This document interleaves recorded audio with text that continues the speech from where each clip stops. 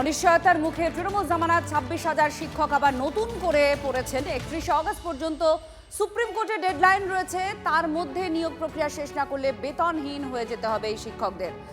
সুমন আমাদের সঙ্গে রয়েছেন, আমাদের প্রতিনিধি। সুমন, সরকারের তরফ থেকে তারা কি কিছুই গ্রিন সিগন্যাল পাচ্ছেন না? অনিশ্চয়তা তৈরি হচ্ছে কেন?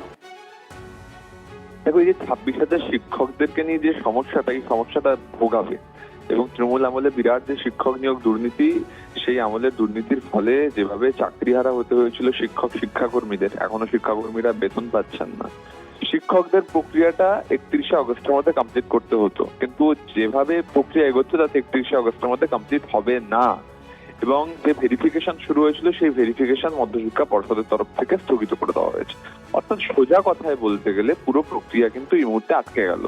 তাহলে কি রাজ্য সুপ্রিম কোর্টে গিয়ে বাড়তি সময় চাইবে, না কি 31শে আগস্টের পরে বেতনহীন হয়ে পড়বেন এই শিক্ষকরা? কি হবে এদের? এরা তো বিভিন্ন দিক থেকে বঞ্চিত হয়েছেন। চাকরির পরীক্ষা দিয়ে চাকরি পেয়ে চাকরি চলে গেছে দুর্নীতির জন্য। আবার কি নতুন করে কোনো সমস্যা? রাজ্য সরকার ঠিক কি ভাবছে? এখন সুপ্রিম কোর্টে তারা কি আদৌ সময় চাইবে? চাইলে সেটা কবে? এই একাধিক প্রশ্নের উত্তর কিন্তু এখনো অধরা।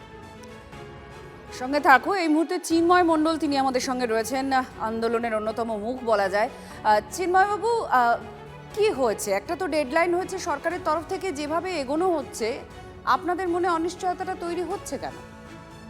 দেখুন, এক তো একটা এমন পরিস্থিতির মধ্যে দিয়ে আমরা যাচ্ছি যেখানে আজ জীবন আছে কালকে মৃত্যু, এরকম একটা পরিস্থিতি। আমরা কেউই জানি না 31শে আগস্টের পরে আদৌ কি হবে এবং আমাদের চাকরি বজায় থাকবে কি থাকবে না, বেতন হবে কি হবে। কতদূর এগিয়েছে আপনাদের? কোন ধাপ পর্যন্ত মোটামুটি এগিয়েছে নিয়োগ? এখনো অব্দি যে পরিস্থিতি তৈরি হয়েছিল সেখানে 9-10 ভেরিফিকেশন চলছিল এবং 11-12 কাউন্সিলিং প্রসেসটা হওয়ার কথা ছিল। কিছুটা হয়েছে, কিছুটা বাকি ছিল। এই মুহূর্তে দাঁড়িয়ে যে পরিস্থিতি বা যে ধরনের খবর পাওয়া যাচ্ছে বা বোর্ডের নোটিফিকেশন দেখছি, তাতে ওবিসিতে যে নতুন ভাবে ক্ল্যারিফিকেশন দিয়েছে বিসিডব্লিউ দপ্তর, সেই অনুযায়ী হয়তো 7% ধরে এগোনোর একটা পরিকল্পনা হচ্ছে। তো সেক্ষেত্রে পলিসিগত সিদ্ধান্ত তো সরকারের অবশ্যই, কিন্তু অনেক যোগ্য শিক্ষিকারা তারা বঞ্চিত হবেন এবং সেই সঙ্গে এই নিয়োগ প্রক্রিয়া আবার প্রথম থেকে অনেক প্রসেস হয়ে যাওয়ার পরেও আবার যদি শুরু হয়, অনেক সময় সাপেক্ষ ব্যাপার এবং সেক্ষেত্রে 1 বছরের কাছাকাছি 7-8 মাস তো মিনিমাম লাগবেই। যোগ্য যারা রয়েছে তাদের একটা সংশয় যে তাদের বেতনটা থাকবে, তো যারা শিক্ষাকর্মীরা তাদেরটা আরো পিছিয়ে যাবে। অর্থাৎ 1-1.5 বছর ধরে মাইনে পাচ্ছে না, তাদের মাইনের কি হবে বা তারা আরো কতটা অপেক্ষা করবে? অবশ্যই একটা সংশয়ের মধ্যে দিয়ে যাচ্ছি। আশা করব সরকার এমন কিছু ব্যবস্থা করবে যাতে সকলের ভালো কিছু হয়, যেন কেউ বঞ্চিত না হয়। অ্যাপয়েন্টমেন্ট লেটার কি কেউ পেয়েছেন আপনাদের? না, অ্যাপয়েন্টমেন্ট লেটার কেউ পাননি, ইস্যু করা হয়নি, শুধুমাত্র রেকমেন্ডেশন ইস্যু হয়েছিল। আচ্ছা চিন্ময়বাবু, সরকারের সঙ্গে আপনারা কোনোভাবে কথা বলার চেষ্টা করেছেন যে সরকারের কি চিন্তা ভাবনা রয়েছে, যেহেতু এই ডেডলাইনটা আছে সামনে? আমরা বারবার চেয়েছি মাননীয় মুখ্যমন্ত্রীর সঙ্গে বসার জন্য, কিন্তু এখনো অব্দি কোনো সদুত্তর পাইনি। আমরা এখনো চাই যে উনি আমাদের সঙ্গে বসুন এবং এই বিষয়ে বিস্তারিত আলোচনা করলে, আমাদেরও কিছু বার্তা দিলে আমরা সেখানে কিছুটা নিশ্চিন্ত হতে পারবো। আর একটা প্রশ্ন করব চিন্ময়বাবু, যে অর্ডার সুপ্রিম কোর্টে ছিল সেখানে কি বলা হয়েছিল এই ডেডলাইনটা নিয়ে, যে এর মধ্যে সব নিয়োগ শেষ করতে হবে নাকি নিয়োগ প্রক্রিয়া চলতে থাকবে? দেখুন, ছিল যে বিষয়টা তো প্রায় 1 বছরের উপরে। আগের বার 31শে ডিসেম্বর 2025 অব্দি ডেডলাইন ছিল, তারপরে সেটা 2026-এর 31শে আগস্ট হয়েছিল। বিষয়টা এরকম ছিল যে 31শে আগস্ট অথবা নিয়োগ প্রক্রিয়া সম্পূর্ণ, যেটা আগে হবে সেই অবধি শিক্ষক শিক্ষিকারা কন্টিনিউ করবেন এবং নিয়োগ প্রক্রিয়া কমপ্লিট করতে হবে। এখন সেটা যেহেতু সম্ভবই নয় কোনোভাবে, তো সেক্ষেত্রে আবার একটা ডেডলাইন নিয়ে আসার পরিকল্পনা নিশ্চয়ই থাকবে এবং এক্সটেনশন তো অবশ্যই আনতেই হবে। ধন্যবাদ চিন্ময়বাবু, আপনি কথা বললেন। এই মুহূর্তে আপনাদের জানাচ্ছি যে আবার অনিশ্চয়তা তৈরি হয়েছে। তৃণমূল জামানায় 26,000 শিক্ষক যারা চাকরিহারা হয়েছিলেন আবার চাকরির জন্য পরীক্ষা দিয়েছেন সুপ্রিম কোর্টের অর্ডার অনুসারে, এবং 31শে অগস্ট পর্যন্ত সুপ্রিম কোর্টের ডেডলাইন রয়েছে, তার মধ্যে নিয়োগ প্রক্রিয়া শেষ হবে না বলেই তারা মনে করছেন এবং সেখান থেকেই অনিশ্চয়তাটা তৈরি হয়েছে।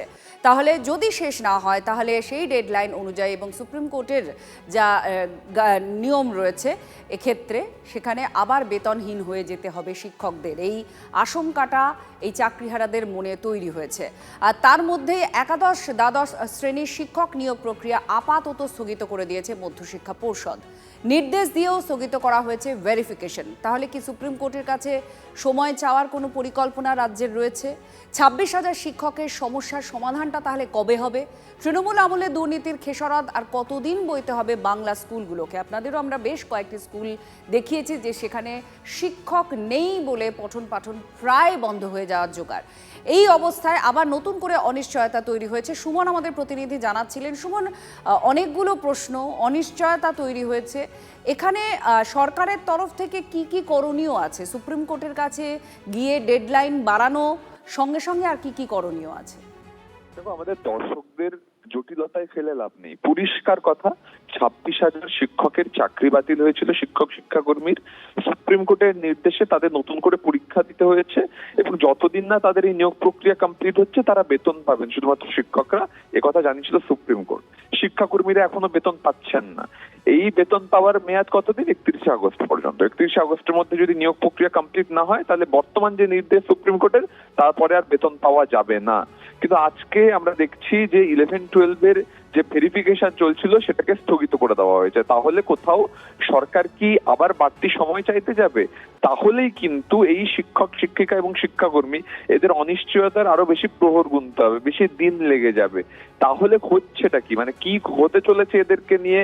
এইখানে একটা বড় সড় প্রশ্ন চিহ্ন। সরকার এখানে কি করতে পারে? এই মুহূর্তে যা পদক্ষেপ হয়েছে, যেভাবে নিয়োগ প্রক্রিয়া স্থগিত করে দেওয়া হয়েছে, সেখানে বোঝা যাচ্ছে যে সরকার সুপ্রিম কোর্টের কাছে সময় চাইবে। এবার সুপ্রিম কোর্টের কাছে সময় চেয়ে তারপরে সময় কমপ্লিট, সময়ের মধ্যে এই নিয়োগ প্রক্রিয়া কমপ্লিট করে তারপর শিক্ষাকর্মীদের কাছে যেতে হবে।